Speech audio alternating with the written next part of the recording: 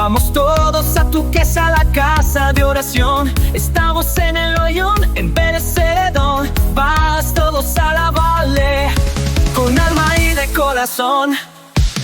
Es tu pueblo aquí reunido, que quiere ver tu salvación. El derramar de tu espíritu, con tu presencia y unción. Un gran avivamiento que sacuda nuestra nación. Muy buenas noches, hermanos, que el Señor los bendiga en abundancia. Estos días los hermanos están siendo golpeados. Hay que seguir clamando, como dice Mario, la oración del justo puede mucho. Y si nos unimos en oración, ese clamor el Señor lo escucha y responde nuestro clamor. De esos chiquitas, ¿verdad? Dos niñitas pequeñitas, con esas cosas tan raras, ¿verdad? De pronto, que el Señor tome control, que nada malo les haya pasado, que estén bien y para su familia también, que el Señor les dé paz. Y que el Señor proteja a todos los miembros de nuestra familia, que el Señor nos guarde y nos proteja en todas las áreas de nuestra vida. Que guarde su salud, que guarde su familia, que guarde su trabajo, sus finanzas, que guarde cada área. Porque sabemos, hermanos, que los tiempos están convulsos, ¿verdad? Sabemos que la venida del Señor se acerca y se están dando señales fuertes. Qué terremotos, hermanos, los que están sufriendo las consecuencias, los hermanos venezolanos.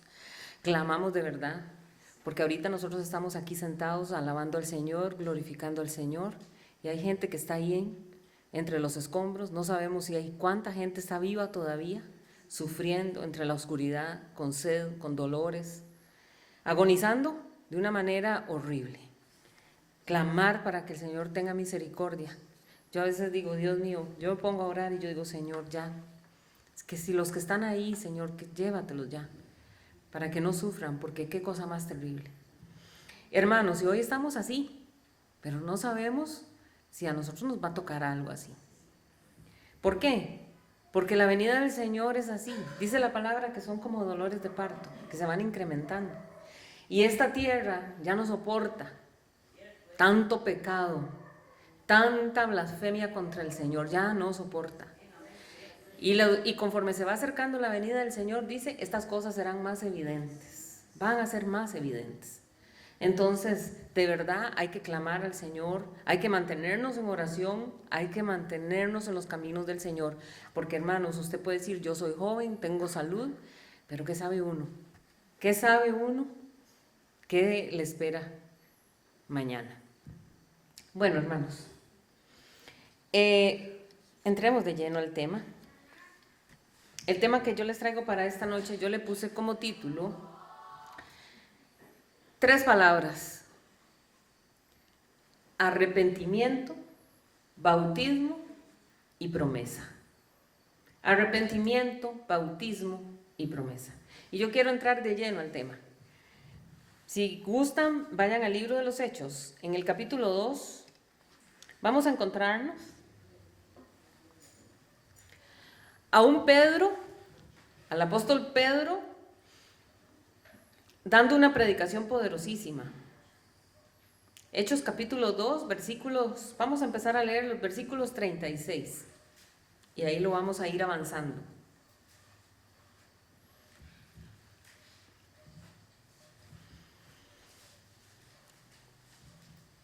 ¿Ya lo tienen, hermanos? Dice el verso 36. Sepa pues ciertísimamente toda la casa de Israel que a este Jesús a quien vosotros crucificasteis, Dios le ha hecho Señor y Cristo. Pedro ahí está predicando a miles de personas que han venido a adorar al Señor al templo de Jerusalén. ¿Recuerdan que les dije que ellos tenían que acercarse al templo de Jerusalén porque ese era el único lugar donde ellos podían adorar al Señor? Entonces, en ese momento, en ese tiempo, había multitudes en Jerusalén. La mayoría de la gente que estaba ahí era hebrea, pero también habían personas de muchísimos otros lugares. Y recuerden ustedes que ellos habían estado orando y ellos habían estado en el aposento alto. Ellos ahí estaban orando al Señor cuando de pronto sucede algo maravilloso y es la visitación del Espíritu Santo.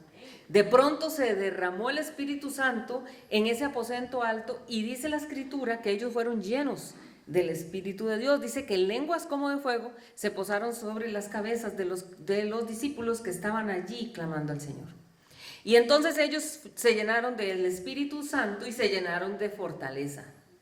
Se les fue todo temor, toda angustia, todo miedo. Ellos estaban ahí encerraditos y de pronto, no, ¿qué es esto? Vamos a predicar de Cristo.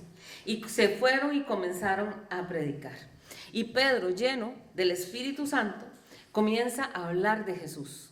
Recuerden que Jesús hacía muy poco tiempo había sido crucificado. Y en esa prédica de Pedro, llena del poder del Espíritu Santo, se convierten aproximadamente 3,000 personas. Y en esa prédica, Pedro no les estaba hablando bonito. Pedro los confronta y les dice: ustedes crucificaron al Mesías. Ustedes mataron al Hijo de Dios. Y esa gente se asustó. ¿Por qué? Porque cuando hay una palabra que está impregnada del Espíritu Santo, esa palabra entra y dice la Escritura que es como una espada de 2 filos que penetra y llega hasta lo más profundo de nuestro ser. Y esta gente se vio confrontado ante eso. Y leamos versículos 37 y 38. Y al oír esto se compungieron de corazón y dijeron a Pedro y a los otros apóstoles: varones hermanos, ¿qué haremos? ¿Se imaginan el susto?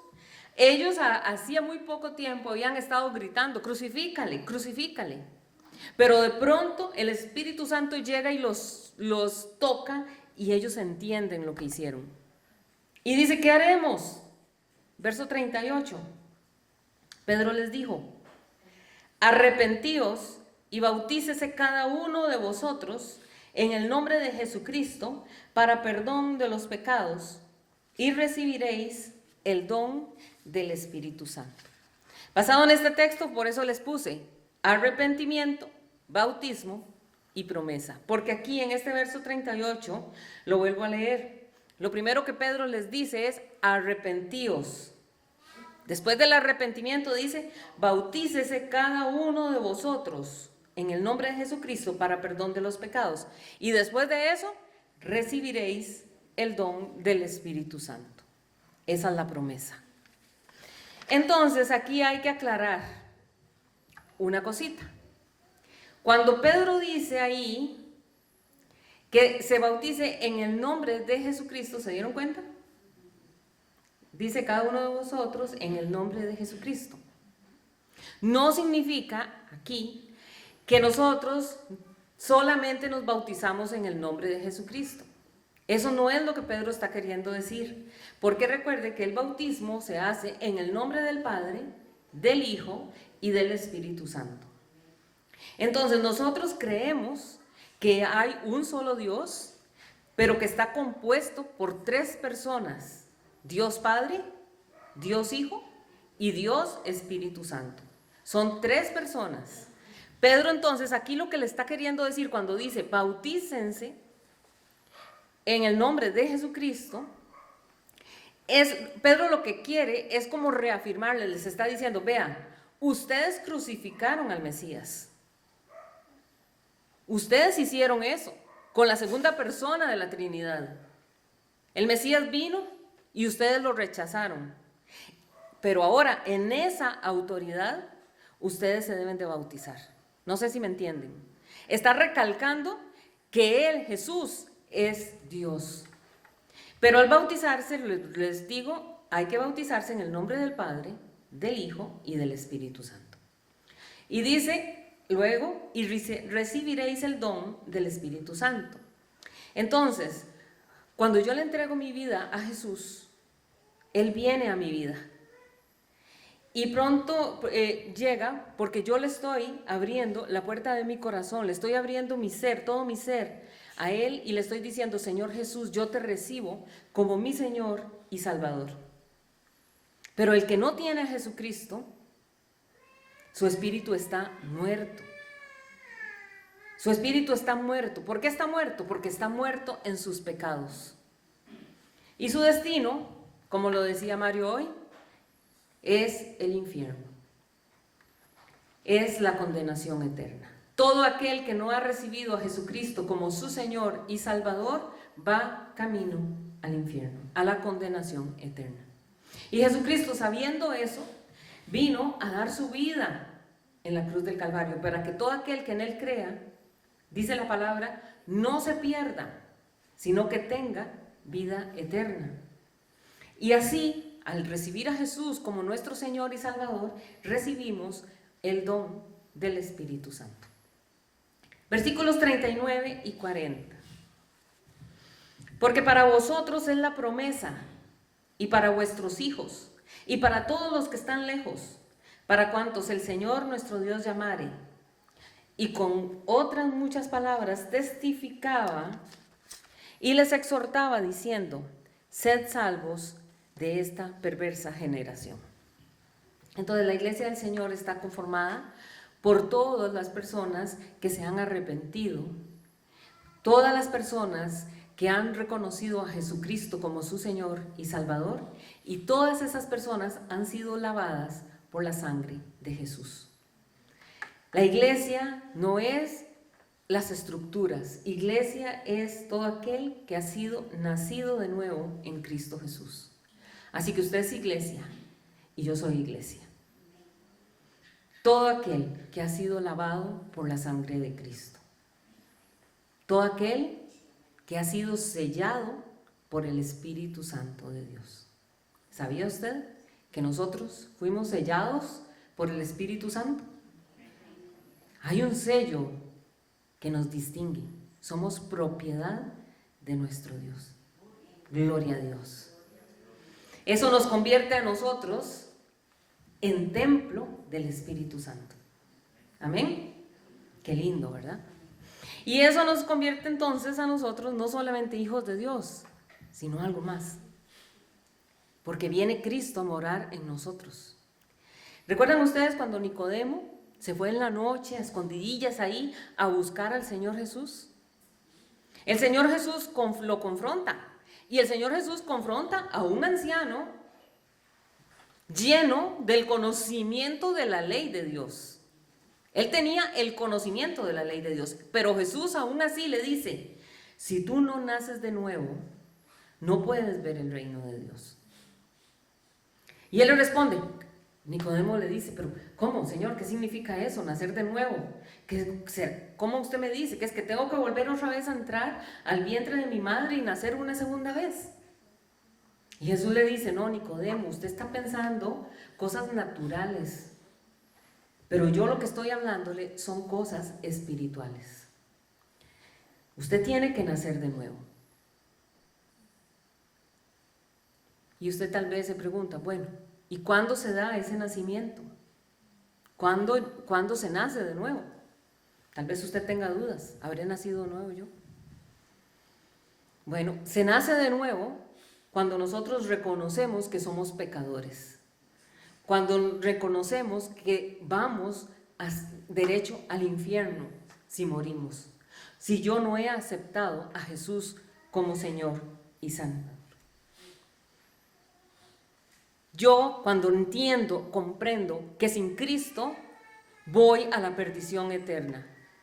Cuando yo entiendo que si yo acepto a Jesús y le pido, Señor Jesús, perdona mis pecados, lávame con tu sangre, inscribe mi nombre en el libro de la vida, en ese momento yo nazco de nuevo. Soy nueva criatura en Cristo. Amén. En el momento que yo hago esa oración, en el momento que yo me arrepiento de mi maldad, yo reconozco que soy pecador, que soy pecadora y que necesito de Jesús, yo recibo al Señor, en ese instante Jesús viene a mi vida. Y en ese instante también mi espíritu que estaba muerto en los pecados, de pronto es vivificado. Ese espíritu muerto, lleno de delitos, comienza a vivir. Ahí es donde yo nazco de nuevo. Cuando entregamos nuestra vida a Jesús, Él nos da al Espíritu Santo. Y el Espíritu Santo viene a nosotros y nos da entonces la capacidad de poder hacer la voluntad de Dios y poder entender cuál es la perfecta voluntad del Señor. No sé si se acuerda usted cómo vivíamos antes de haber aceptado a Jesús. ¿Se acuerdan ustedes? En una oscuridad total, andábamos en el mundo, viendo las cosas del mundo, ni siquiera pensábamos que estaba Dios viéndonos. Ni siquiera pensábamos que estábamos en pecado. Andábamos como muertos vivientes. Así andábamos. Pero viene el Señor y comienza a actuar en nosotros y de pronto entendemos cuál es la voluntad del Señor. A Dios no le gusta esto. Uy, al Señor no le gusta aquello. Y en el verso 39 nos habla de la promesa. Vean qué cosa más hermosa. Y ya les dije, la promesa que está ahí hablada es el Espíritu Santo de Dios. Por eso, en Hechos capítulo 1, usted lee que les dice, el Señor les dice, no salgan, a los apóstoles les dice, no salgan de Jerusalén hasta que venga el Espíritu Santo que el Padre prometió. Y el Señor Jesucristo también les lo dijo nuevamente y les dice, pero el Espíritu Santo, el Consolador, vendrá sobre ustedes. Y el Espíritu Santo es el que nos convence a nosotros de nuestros pecados. Por nosotros mismos, hermanos, ni cuenta nos damos. Estamos revolcados en el pecado y ni cuenta nos damos. Por eso usted se asombra, usted dice, ¿cómo, Dios mío? ¿Cómo hay gente que no tiene temor de Dios y hace esto y dice esto? Hermanos, no tienen al Espíritu Santo. Pero después de que nosotros recibimos al Espíritu Santo, hay ahí una campanita que suena, cuidado, eso que estás haciendo, eso que va a hacer no le agrada a Dios. El Espíritu Santo es el que nos redarguye a nosotros. Y usted es templo del Espíritu Santo. Y el Señor lo envía porque Él sabía que nosotros necesitábamos de Él. Porque no éramos capaces por nosotros mismos de poder seguir el camino del Señor. Pero también dice la Escritura, un texto muy bonito que todos conocemos. Ya no vivo yo, ahora Cristo vive en mí. Ay, qué interesante. Porque cuando nosotros le entregamos nuestra vida al Señor Jesús, entonces, número uno, venimos a ser templo del Espíritu Santo. Pero también Cristo llega a morar en mí. O sea, hay dos personas de la Trinidad que viven en mí. ¿Es usted cualquier cosa? El diablo nos dice, usted no vale nada, usted no sirve para nada, usted es poca cosa, Dios ni siquiera se acuerda de usted. Y usted ora, y Dios, ¿dónde está? Señor, ¿dónde? ¿Por qué no me oyes? Hay dos personas de la Trinidad morando en usted y en mí. ¿Quién no le da gloria a Dios? ¿Usted cree que el Señor no sabe las cosas que usted está sufriendo? ¿Usted cree que el Señor no se da cuenta de las cosas que usted está pasando? Hay dos personas de la Trinidad morando en cada uno de nosotros. El Señor no nos abandona, hermanos. Y el diablo puede decirnos, el Señor te abandonó, te dejó. No, hermanos, el Señor está con nosotros. Gloria a Dios. Esto es maravilloso. Por eso las tinieblas no nos van a aplaudir jamás. Por eso es que todo se nos opone. ¿Por qué? Porque al diablo no le gusta. Porque donde vaya un cristiano, donde esté un cristiano, en la casa, en la calle, en el trabajo, donde quiera, ahí está reflejando la luz de Cristo. Porque allí donde usted está, ahí está el Espíritu Santo y ahí está Jesucristo. Y al diablo no le gusta eso. Por eso somos diferentes, hermanos. Por eso ya nosotros no somos del mundo. Por eso nosotros no nos podemos comportar como la gente del mundo. ¿Por qué? Porque ya no soy solo yo. No es que yo hago lo que a mí me da la gana. No, Señor. En usted está el Espíritu Santo y está Jesucristo. Y usted tiene que cuidar la presencia de ellos dos. No tenemos por qué estar haciendo cosas que al Señor le molesten. Amén. Hay que recordar eso cada vez que el diablo nos tiente a hacer lo malo. Tenemos que recordar eso. Somos distintos. Ya no pertenecemos al mundo. Ahora tenemos el sello de Dios. Y cuando Jesucristo vuelva, Él va a levantar a los que están sellados. Lea la escritura y se dará cuenta. Él viene por los sellados. ¿A cuáles sellados? ¿Los del 666? No. Él viene por los que tienen el sello del Espíritu Santo. Esos son los que serán levantados en las nubes y nos encontraremos con el Señor en el aire. Amén. Y eso está cerca, hermanos. Está cerca. Gócese porque la venida del Señor está cerca. Y los hijos de Dios serán levantados en un abrir y cerrar de ojos. Y en ese instante, hermanos, recibiremos un cuerpo glorificado. Por eso nosotros tenemos que permanecer firmes, porque hay mucho maravilloso, poderoso y grande que viene para nosotros los hijos de Dios. Y el apóstol Pedro sigue hablando y dice una segunda cosa. Porque él ordena primero, dice, entregarle la vida a Jesucristo. Eso es lo primero, reconocer que sin Jesús no hay salvación. Y la Biblia es clara, es muy clara. La Biblia usted la toma y la lee de principio a fin. Usted agarra esta palabra y la lee de principio a fin. Y en esta palabra solo se nos dice que hay dos caminos después de la muerte. Si aceptamos a Jesucristo como Señor y Salvador, nos espera el cielo. Pero si nosotros nos negamos a aceptar a Jesús como nuestro Señor y Salvador, nos espera un lugar de tormento. No existe un tercer camino como se nos había dicho. Hermanos, déjenme decirle, el purgatorio no existe. No existe. Eso no está en la Biblia. Solo hay dos caminos. Y la diferencia es en el aceptar a Jesús como nuestro Señor y Salvador. Y Pedro sigue hablando y enseña una segunda cosa. Hechos capítulo 2, versículo 41. Dice así: así que los que recibieron su palabra fueron bautizados. Y se añadieron aquel día como 3,000 personas. Entonces, lo segundo que habla Pedro es el bautismo. Ahora, lo primero que se dice, que Pedro dijo fue, los que recibieron su palabra fueron bautizados. Primero se recibe la palabra. Y después actuamos conforme al mensaje que nos da la palabra de Dios. O sea, actuamos conforme a lo que hemos recibido. Y dice que después de recibir la palabra fueron bautizados. Ahora imagínense, el mismo Señor Jesús, siendo Dios, se bautizó, dándonos un ejemplo de obediencia al Padre Celestial. Y ese acto de obediencia hizo en el corazón del Padre algo maravilloso. Porque después de que Jesús se levanta de las aguas, se escucha una voz del cielo y es el Padre gozándose y dice unas palabras lindísimas. Porque Él dice, este es mi Hijo amado en el cual tengo contentamiento. Entonces a Dios le complace que nosotros le obedezcamos. Si usted quiere agradar al Señor, sea obediente a lo que el Señor pide. Sea obediente.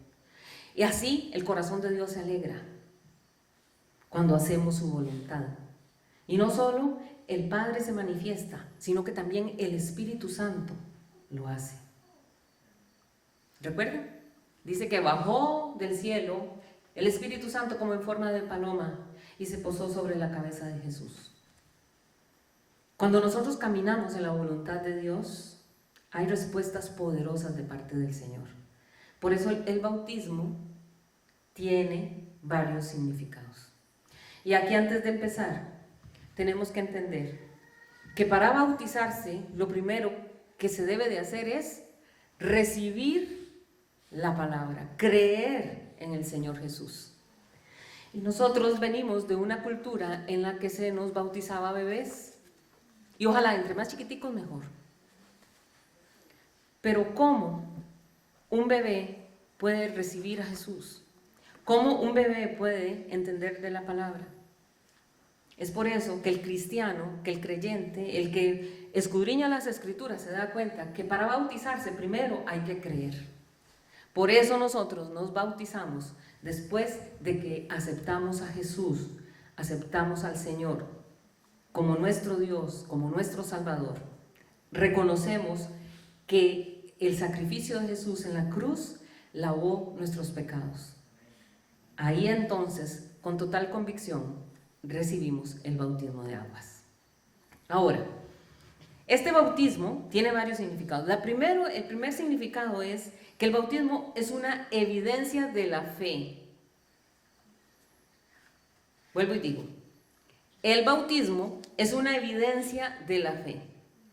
Bautizarse habla de nuestra fe, porque la fe tiene que tener evidencias. Si usted tiene fe, será evidente que usted la tiene. Por eso la Biblia dice que nosotros debemos amar con hechos y no solo con palabras. Entonces, el amor es algo que tiene que mostrarse a través de las acciones. Exactamente lo mismo sucede con la fe. Yo tengo que demostrar mi fe. No puede ser que yo ande con mi fe tan escondida que nadie sepa en quién he creído. Y entonces, así como un cuerpo sin espíritu está muerto, la fe sin obras es una fe muerta, dice la palabra. Entonces, la fe tiene que ir acompañada de evidencias. Por eso el bautismo es una evidencia de la fe. Cuando ya yo he creído, cuando he entendido, hay una señal que debo de hacer yo. Esa señal de haber nacido de nuevo. Y usted no ha visto cuando una persona nace de nuevo, ¿qué es lo primero que se le nota? Hay un cambio total. La persona tiene un hambre de la palabra. La persona agarra y dice, no tengo Biblia, yo necesito, y si nadie se la regaló, se va al otro día tempranito, ¿dónde consigo una Biblia? Se compra una Biblia, aunque sea barata, porque tal vez no tenía plata, y dice, me compro una Biblia y comienzo a leer, porque yo quiero saber de Jesús, yo quiero conocer de Dios. El hambre por la palabra es una señal. El querer seguir a Cristo, se congrega, ora.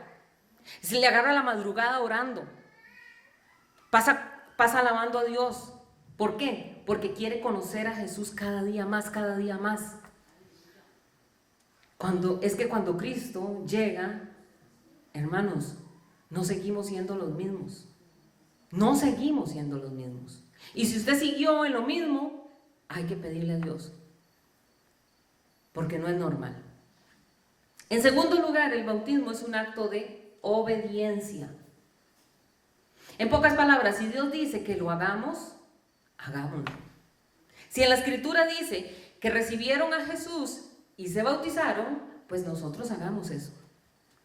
Y esa obediencia es una evidencia de que estamos reconociendo el señorío de Jesucristo en nuestras vidas. ¿Por qué? Porque ya no hago yo las cosas como yo quiero. Ahora hago lo que Cristo quiere que yo haga. Porque uno podría decir, sí, yo reconozco a Jesús como mi Salvador y ya, con eso es suficiente. A mí me bautizaron cuando yo era pequeñito y ya yo de por sí ya lo reconocí. ¿Y qué diferencia hace que me meta las aguas o no? Bueno, es necesario que lo reconozcamos como nuestro Señor. Y eso significa someternos al señorío de Cristo, o sea, ser obedientes a su palabra. Tercero, el bautismo es una ministración poderosa. La palabra dice que cuando Jesús se bautizó, el Espíritu Santo vino sobre él. Así que nosotros debemos de estar abiertos a la ministración del Espíritu Santo cuando somos bautizados. Algo poderoso sucede. Algo maravilloso sucede, porque usted está haciendo un acto de fe. Y número 4, el bautismo representa muerte, sepultura y resurrección. Así que nos estamos identificando con el Señor Jesús cuando nosotros nos bautizamos.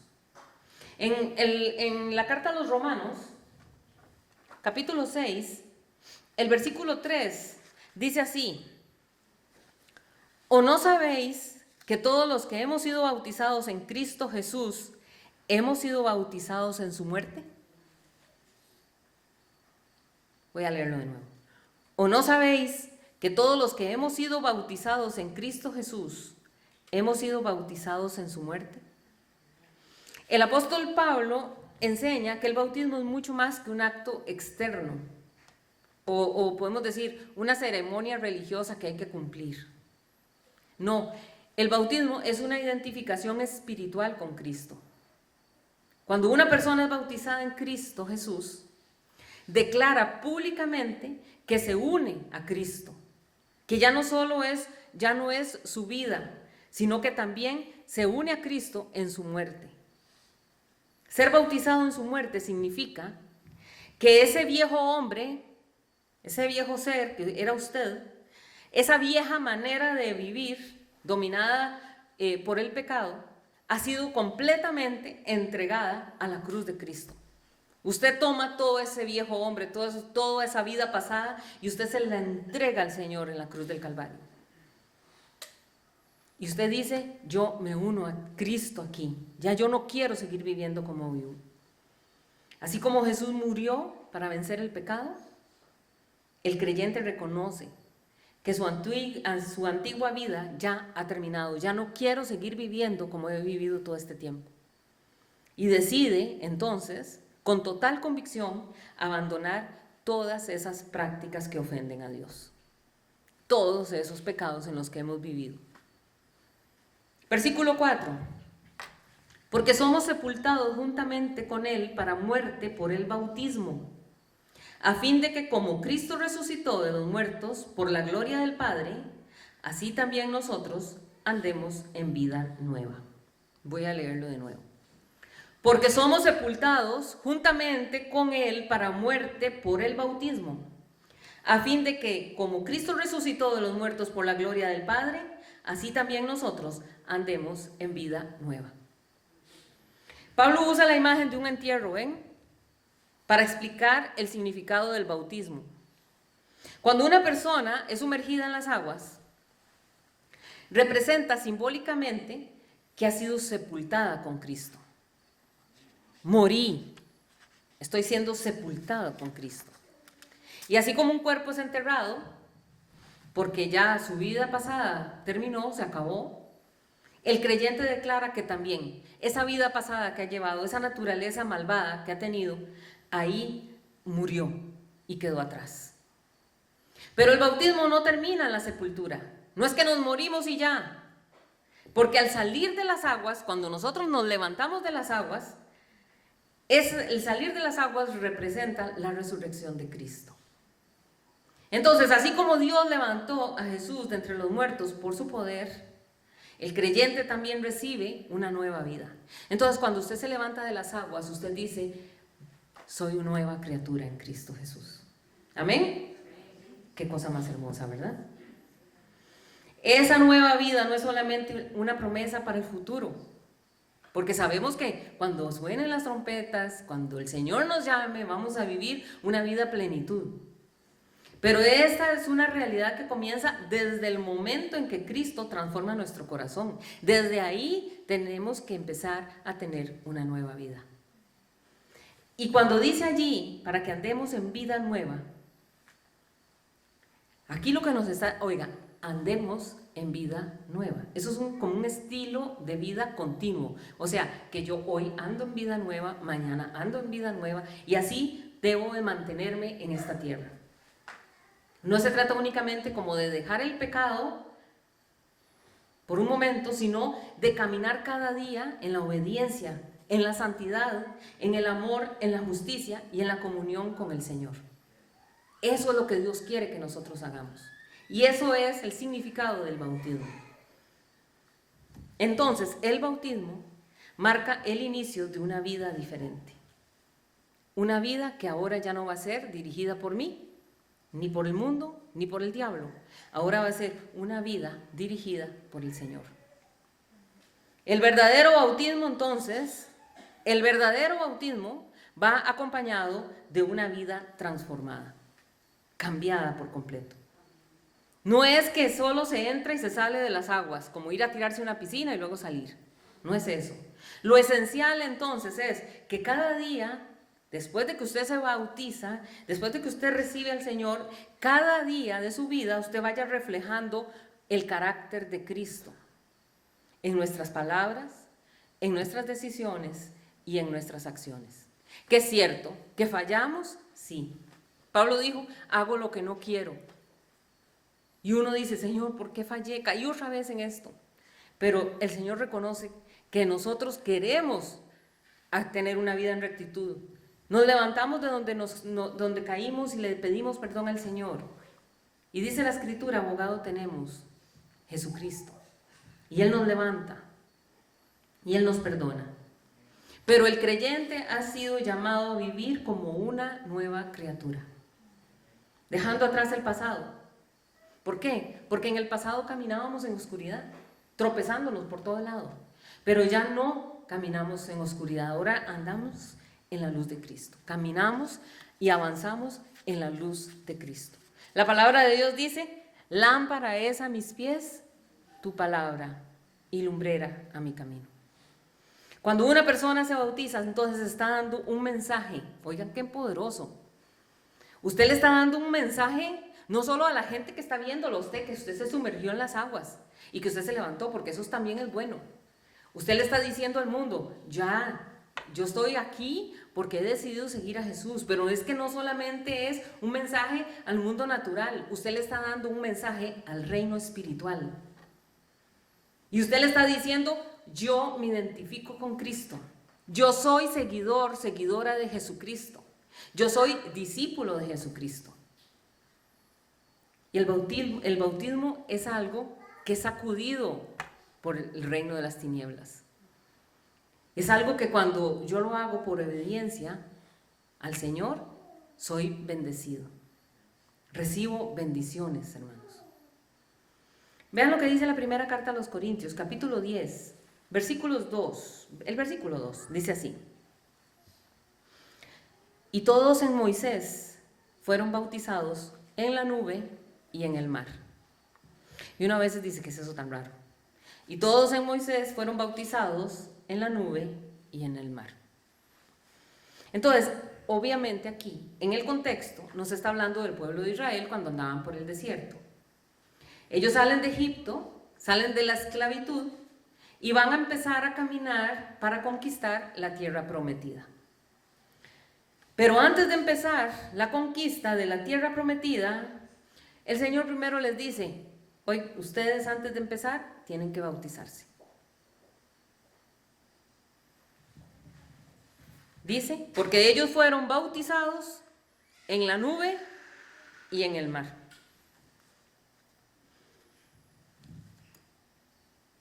Esto nos enseña, espero que me entiendan lo que quiero decirles. Esto nos enseña entonces que el bautismo es una condición previa para conquistar la tierra prometida. ¿Me entendieron? El bautismo es una condición previa para conquistar la tierra prometida. Las bendiciones vienen a nuestra vida espiritual después del bautismo. ¿Amén? Y dice que ellos fueron bautizados en Moisés. ¿Cómo que en Moisés? No que nos bautizamos en Jesús, pero estamos hablando del Antiguo Testamento. Estamos hablando del pueblo de Israel apenas saliendo de Egipto, de la esclavitud. Y dice que ellos fueron bautizados en Moisés. O sea, lo que está queriendo decir es que ellos fueron bautizados en el liderazgo de Moisés, en la autoridad de Moisés. ¿Por qué? Porque Moisés era el que el Señor había puesto al frente. ¿Para qué? Para que sacara a la libertad a todo el pueblo de Israel que estaba en esclavitud en Egipto. Moisés era el libertador. Y recuerden ustedes que todo lo que leemos en el Antiguo Testamento va a ser figura de Jesucristo. Entonces, Moisés viene a ser aquí figura de Jesús, porque ¿quién es nuestro Salvador? ¿Quién es nuestro libertador? ¿Quién es el que nos saca de la esclavitud del pecado? Nuestro Señor Jesús, amén. Entonces aquí Moisés viene a ser figura de Cristo. Esto es lo que está queriendo decir. Aquí significa que el pueblo fue bautizado con Moisés como su líder, como un mediador que había sido escogido por Dios. ¿Se dan cuenta? La gente no hablaba con el Señor directamente. La gente hablaba a Moisés, Moisés hablaba con Dios y luego Moisés les daba la información al pueblo. Él era el mediador entre Dios y el pueblo de Israel. ¿Quién es nuestro mediador? Entonces, al pasar a ellos bajo la nube y al atravesar ellos el mar, porque recuerden ustedes cómo se abrió el mar para que el pueblo pasara, ellos quedaron unidos en ese momento a la dirección que Dios ejercía a través de Moisés. Fue una experiencia que marcó un nuevo comienzo para ellos. ¿Por qué? Porque ellos dejaron completo, cuando ellos cruzan el mar, ellos dejan atrás toda la esclavitud de Egipto y miran, van avanzando hacia la tierra prometida. Eso es exactamente así, es figura del bautismo de nosotros los cristianos. Cuando nosotros llegamos a Jesús, nos saca el Señor de la esclavitud del pecado para empezar a conquistar esa vida nueva. Amén. Y a partir de ese momento, entonces nosotros empezamos a caminar con el Señor. Un caminar que es maravilloso. Vea, hermanos, uno recibe golpes. Uno recibe pruebas. Cosas duras. Hermanos, pero si usted se agarra del Señor, el Señor lo levanta. El Señor lo sostiene. Amén. Ay, hermanos, ¿qué haríamos sin Cristo? ¿Se ha puesto usted a pensar? Todo el proceso en el cual nosotros hemos caminado. Pero el Señor nunca nos ha abandonado. Gloria a Dios. Él está con nosotros y Él no nos suelta de su mano. Bendito sea el Señor. Y el Señor sigue hablando a través de Pedro y dice, pero hay algo más. Hay algo más que hay que hacer. Y nos habla de la cena del Señor. La cena del Señor es para los nacidos de nuevo en Cristo Jesús. La cena del Señor es para todos aquellos que han aceptado a Jesucristo como su Señor y Salvador. En Hechos capítulo 2, estamos leyendo, ¿verdad? Lean el verso 42. Dice así: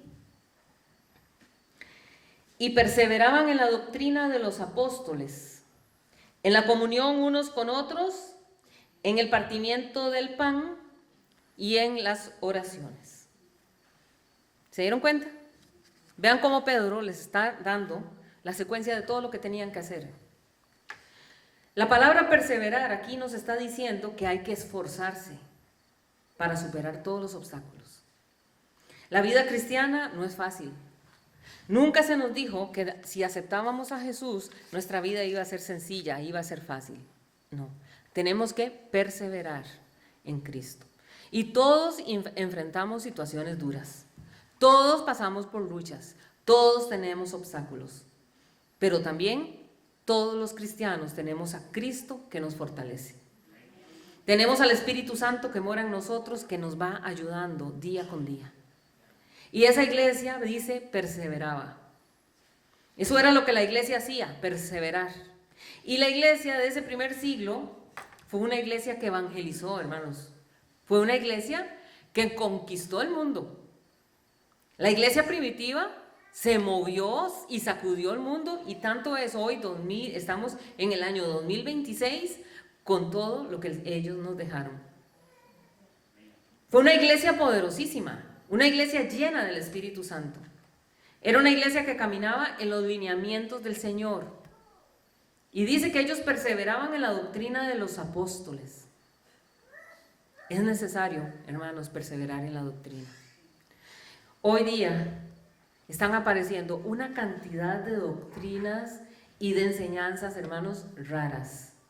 Y usted tiene que tener mucho cuidado, muchísimo cuidado en lo que usted escucha en internet.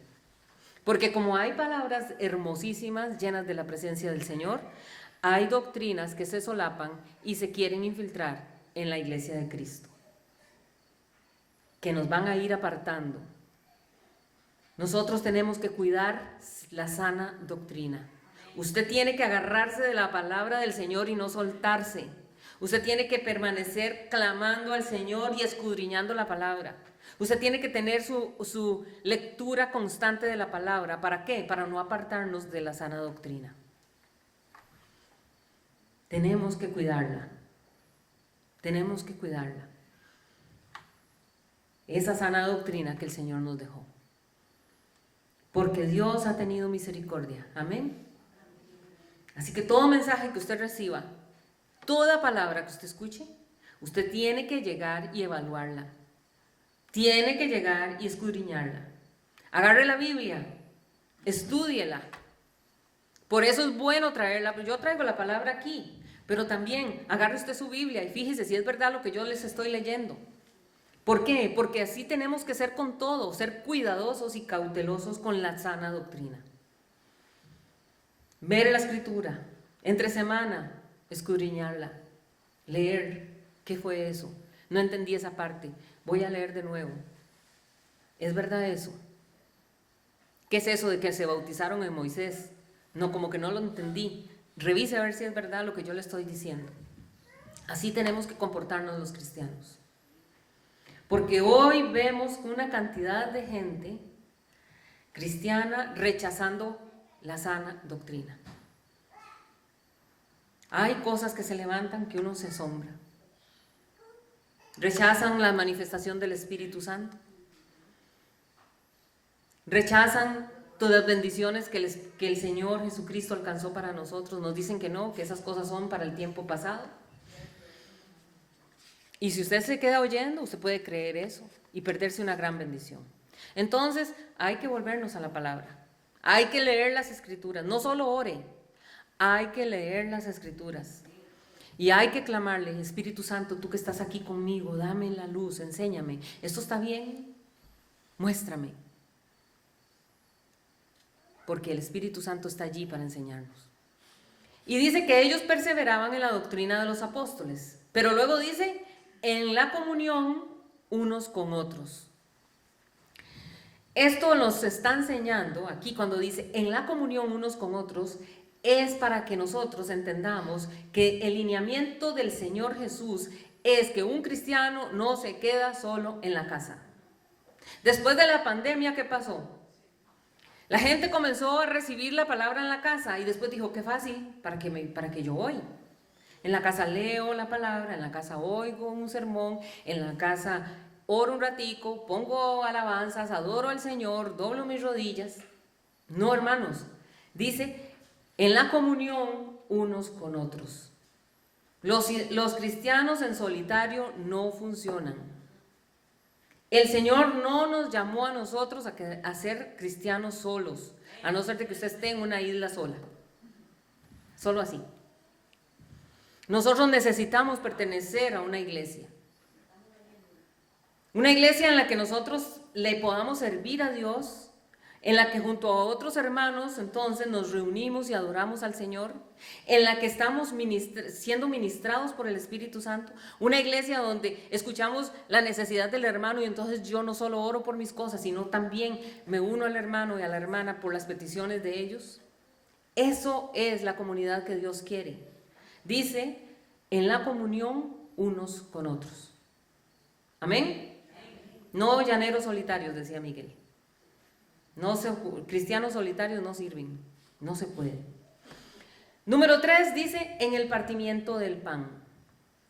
Esta es una frase que hace alusión a lo que nosotros hacemos todos los sábados, la cena del Señor. Cuando nosotros venimos a la iglesia y participamos de la cena del Señor, tenemos que hacer memoria de Jesús. Tenemos que recordar eso que Jesús hizo en la cruz del Calvario por usted y por mí. Recordar ese sacrificio que hizo Cristo tan poderoso, que Cristo dio su vida en la cruz para nuestra salvación, que Cristo derramó toda su sangre allí en la cruz. Y cada vez que participamos de la cena del Señor debemos de hacer memoria de su sacrificio. Traer a nuestra memoria a Jesús y decirle, Señor, gracias Jesús, gracias.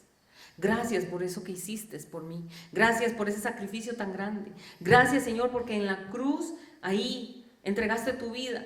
Gracias, Señor, porque perfectamente tenías el poder para bajarte, pero aún así soportaste el dolor, soportaste la tortura, soportaste el sufrimiento, los azotes, la corona de espinas, los clavos que le estaban pasando entre las manos y los pies. Ahí, Señor, derramaste tu sangre, ahí escuchaste burlas. Todo eso por amor a usted y a mí. La cena del Señor es un momento para recordar además que Cristo vuelve, hermanos, porque Cristo no se quedó pegado en la cruz. Cristo resucitó y prometió que Él volvería por su iglesia. Amén. Y Cristo viene por su iglesia. Y Cristo viene a establecer su reino. La primera vez vino como un cordero, pero esta vez vendrá como un rey con cetro de hierro a poner orden. La Biblia dice: todas las veces que comieres este pan, lo repetimos los sábados, ¿verdad? Todas las veces que comieres este pan y bebieres esta copa, la muerte del Señor anunciáis hasta que Él venga, porque Él viene. Amén. La cena del Señor es una administración que nos mantiene a nosotros preparados para cuando Él venga. La cena del Señor nos afirma en una verdad clara y contundente, que Jesucristo vuelve. Aunque se burlen de nosotros, aunque nos digan ya eso pasó hace más de 2000 años y están esperando y nada, Él vuelve. Amén. Pero nosotros nos sostenemos en lo que dice la palabra. Amén. Que nuestro Señor viene y que nosotros tenemos que vivir con la expectativa. ¿Será hoy, Señor? Señor, ¿cuándo vienes? Vuelve pronto, Señor. Vuelve pronto, Señor. Porque dice la Escritura que los muertos en Cristo resucitarán primero. Y todos los que vivimos, dice, seremos arrebatados. Y nos reuniremos con el Señor en el aire. En las nubes el Señor nos espera. Y nos uniremos a Él. Y dice, y estaremos para siempre con el Señor. Amén. Uy, gloria a Dios. La mejor promesa de todas. Bendito sea el Señor. Esa es nuestra bendita esperanza. Gloria a Dios por esta palabra.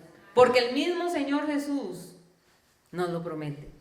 La noche en que Él se reunió con sus discípulos les dijo, en Mateo 26, 29, dijo a Jesús así: y os digo que desde ahora no beberé más de este fruto de la vid hasta aquel día en que lo beba nuevo con vosotros en el reino de mi Padre. Jesús crece, recuerdan ustedes, Él creció en un hogar judío, como cualquier niño. Había sido instruido en la Torá. Él participaba de las ceremonias, de las costumbres, en familia. Entonces, el Señor crece con esas costumbres. Y cuando llega la última noche, se reúne con sus discípulos. Porque la cena del Señor es un momento de intimidad con el Señor. Es un momento especial con el Señor. El Señor Jesús no hizo la cena con la multitud. Usted verá que no lo hizo así. Él se reunió a solas con sus discípulos nada más. Y cuando está ahí con ellos les dice: vean, yo no voy a volver a beber más del fruto de la vid hasta aquel día en el que lo beba nuevo con vosotros en el reino de mi Padre. Hermanos, ahí va a estar usted y ahí voy a estar yo. Amén. Y esto lo dijo hace 2000 años, aproximadamente. Y el Señor dijo: yo no voy a volver a tomar del fruto de la vid. Y Él está ahorita en el cielo. Pero hermanos, Él vuelve pronto. La mayoría de los intérpretes de la Escritura dicen que, basado en este pasaje, ellos dicen que esto, cuando Él beba del fruto de la vid nuevamente, sucederá en la fiesta de bodas del Cordero.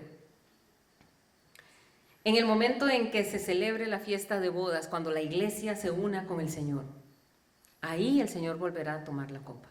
No lo sabemos, probablemente. Pero sí sabemos una cosa, hermanos, que la iglesia, nosotros, usted y yo, somos la novia del Cordero. Y nosotros estamos a la expectativa de la venida de nuestro novio, de nuestro Señor Jesús. Y el Señor viene por su iglesia. Y el Señor nos prepara para eso. Cada vez que usted celebre la cena, recuérdelo, no lo haga como algo va de nuevo otra vez. Uy, no, recuerde eso, diga, Señor, yo estoy deseando que sea hoy. Ven ya, Señor, ven ya. Por eso decimos, Señor, Maranata, ven pronto. Pero que no lo digamos solo de la boca, sino que nuestro corazón lo sienta y diga, Señor, no me importa, dejo botado todo, porque yo solo quiero estar contigo. Eso es lo que Él quiere. Además, vean, dice algo interesante, dice, Él va a beber, dice, lo beberé nuevo. ¿Se dieron cuenta? Dice, hasta aquel día en que lo beba nuevo. Bueno, da la sensación de que no es un vino normal, es nuevo. Lo beberé nuevo. Pero también esa frase no significa necesariamente que el vino sea un vino diferente, aunque todo en el cielo será distinto. Sino que también nos habla de una nueva experiencia de comunión, una nueva experiencia de gozo, de victoria en el reino de Dios. ¿Cómo cree usted lo que es celebrar la cena allá arriba con el Señor? Hay que recordar que la cena del Señor es un principio.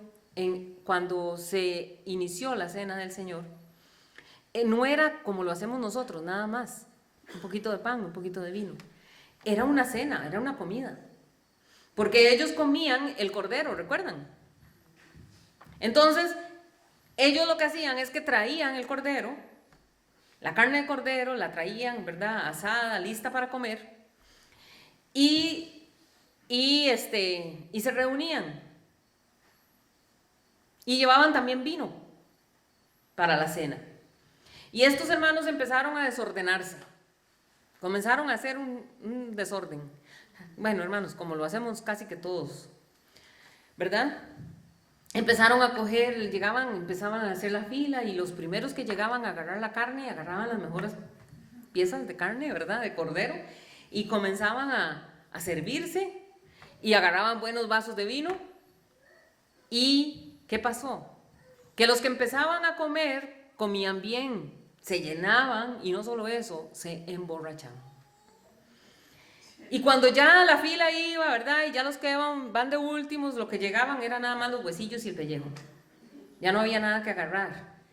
Iban a ver y a agarrar el vino y ya se lo habían tomado todo, porque ya llevaban quién sabe cuántas vueltas. Entonces, Pablo les dice, no, ¿qué es esto? Cuando os reunís para tomar la cena del Señor, no es para la gloria de Dios eso que están haciendo. Esto está mal. Y entonces él comienza a llamarles la atención, así no debe de ser. Ustedes están participando de la cena del Señor de una forma indigna.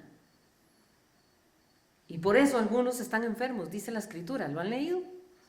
Y otros, dice, inclusive han muerto por estar actuando de esa manera.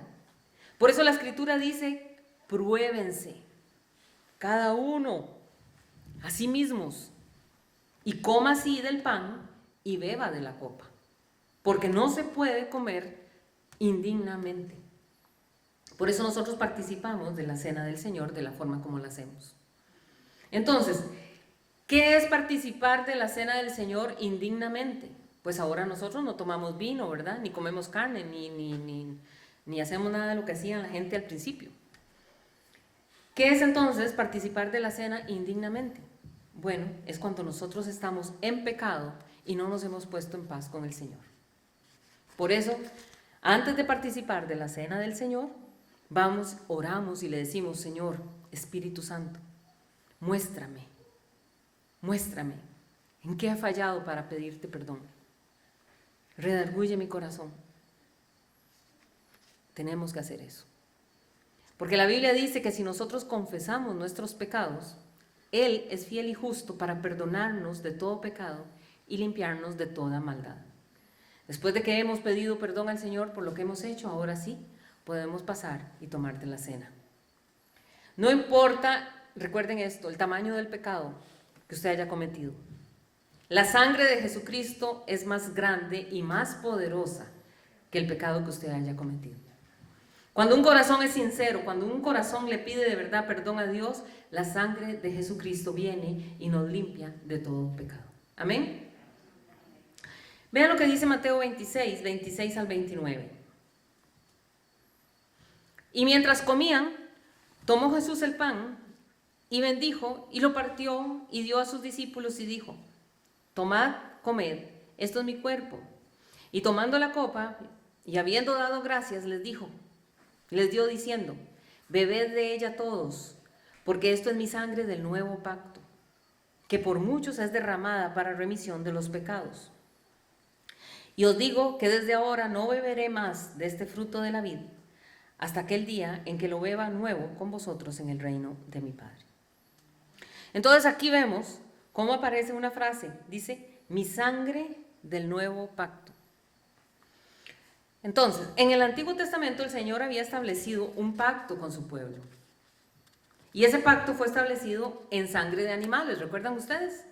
Cómo tenían que llevar el corderito y lo matar, el sumo sacerdote estaba ahí, mataban el animalito, sacaban la sangre, todo ese proceso que ya ustedes conocen. ¿Por qué? Porque era un pacto que mostraría luego el pacto ahora sí, el pacto perfecto, que es en la sangre, ya no de corderitos, de animalitos, sino en la sangre del Cordero de Dios, de nuestro Señor Jesucristo. Era una enseñanza que nos mostraba. Entonces, en el Antiguo Testamento era así. Vemos cómo el Señor bendijo a Israel a pesar de que el pacto era en sangre de animales. Porque no me va a decir usted que no, tome la historia de Israel. Dios estuvo con ellos siempre, siempre. Los bendijo, les daba alimento, les daba protección, les daba luz, les daba todo. Todo les dio el Señor. Ahora pregúntese, después de ver cómo Dios protegió al pueblo de Israel caminando por el desierto 40 años, inclusive dice que las sandalias no se le dañaron ni la ropa nunca se dañó, Él proveía absolutamente todo. Y era un pacto con sangre de animalitos. Dígame usted, si el pacto del Antiguo Testamento fue bueno, sellado en sangre de animales, le vuelvo a repetir, ¿cuánto mejor cree usted que es el nuevo pacto que fue sellado en la sangre perfecta de Jesucristo? ¿A cuál pacto pertenece usted, hermanos? Nosotros pertenecemos al nuevo pacto, al pacto que fue sellado con la sangre perfecta de nuestro Señor Jesús. Por eso la Biblia dice que el nuevo pacto fue sellado en la sangre de Jesús y el nuevo pacto fue hecho, dice, para mejores promesas. Amén. Entonces a nosotros nos ha venido a alcanzar un pacto mejor. Antes usted pecaba, usted primero tenía que, mire, voy a ir a comprar un cordero. El cordero tiene que ser de tanta edad, que tiene que estar perfecto. Luego tenía que ir a hacer fila, esperar ahí en el templo, para que el sacerdote matara al animalito, para que el sumo sacerdote, todo ese proceso. Pero ahora nosotros en Cristo Jesús, donde quiera que usted dobla rodillas y le dice: Señor, perdona mis pecados, en ese momento el pacto se hace vigente y usted queda libre de pecado. Amén. El mejor pacto de todos, el nuevo pacto. Y en Génesis 15, versículo 17, dice así: y sucedió que puesto el sol y ya oscurecido, se veía un horno humeando y una antorcha de fuego que pasaba por entre los animales divididos. ¿Se acuerdan ustedes de este texto? Dios en el Antiguo Testamento hizo un pacto específico con el patriarca Abraham y con el pueblo de Israel. En el Antiguo Testamento había una manera de hacer pactos. En el Antiguo Testamento. Entonces el Señor le habla a Abraham porque Abraham le había preguntado al Señor: oiga, Señor, yo quiero saber, Señor, ¿quién va a heredar lo mío? Porque, Señor, yo no tengo hijos. Señor, tú me prometiste un hijo, pero pasan los años y no viene hijo. ¿Quién me va a heredar? ¿Qué? Este Damaseo, ¿se acuerdan ustedes? Eliezer. El Damaseo, que era como decir, la mano derecha de él, el empleado que más quería. ¿Será que el que va a heredarme a mí es este hombre? Entonces el Señor le dice, le recuerda la promesa y le dice a Abraham: tu descendencia será como las estrellas del cielo y como la arena del mar. Y se lo recuerda y le dice: está vigente la promesa. Y le da una orden y le dice: bueno, ahora sí, vaya. Agarre una cabra, agarre una becerra, agarre un carnero de 3 años de edad cada uno de estos animalitos, agarre también una tórtola y un palomino Un palomino es como un pichoncito de paloma, para que sepan. Y le dice a Abraham, pártalos por la mitad.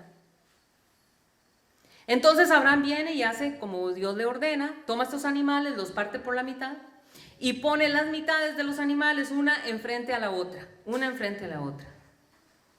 Y Abraham estaba allí cuidando que ningún sopilote llegara a agarrarle esos animales. Ahí que estaban partidos por la mitad, uno enfrente al otro. ¿Por qué estaba haciendo eso? Porque resulta que en el Antiguo Testamento así era como se hacían los pactos. Entonces, el pacto era así. Fulano de tal, bueno, yo iba a hacer un pacto con usted, entonces yo llegaba, partía los animales, entonces yo llegaba, me paraba en medio de las dos partes de los animales y yo le decía, bueno, yo ya hago pacto con usted, fulano de tal, en esto y esto y esto, que íbamos a ponernos de acuerdo. Y si yo no cumplo este pacto que voy a hacer hoy con usted, que a mí me pase como esos animales así, partidos a la mitad. Entonces luego ya yo me quitaba. Entonces venía usted y se paraba en medio de los animales y volvía a decir lo mismo.